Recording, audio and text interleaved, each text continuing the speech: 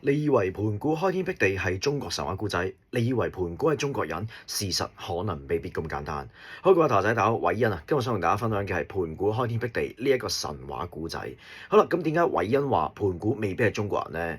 原因有兩個。一，盤古咧係突然之間出現喺我哋中國嘅典籍入面嘅。好啦，喺先秦時期咧，女媧補天、女媧造人，乃至於伏羲啲神話故仔嘅人物咧，都係喺先秦嘅典籍有出現過。但零舍盤古從來冇記錄過喺先秦嘅典籍，直到喺東漢時期嘅《三歷記》先出現，即係簡單一句，之前冇影，三國先有嘅。好啦，第二咧就係盤古可能係外國人嚟㗎。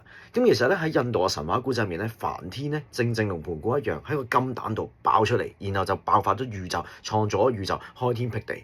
好啦，咁到呢個位置嘅時候，各位陀仔不妨諗一諗呢兩個點有咩關係呢？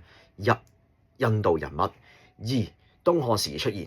咁其實正正咧就係印度嘅佛教，正正就喺東漢時期咧慢慢傳入去中國嘅。咁會唔會就係當時中國嘅文人受到印度嘅影響，吸收咗呢個故仔之後，吸收咗呢個養分之後，創作咗盤古開天闢地呢個故仔呢？好啦，各位陀仔 follow 我偉恩，我會同大家分享更加多嘅中文知識。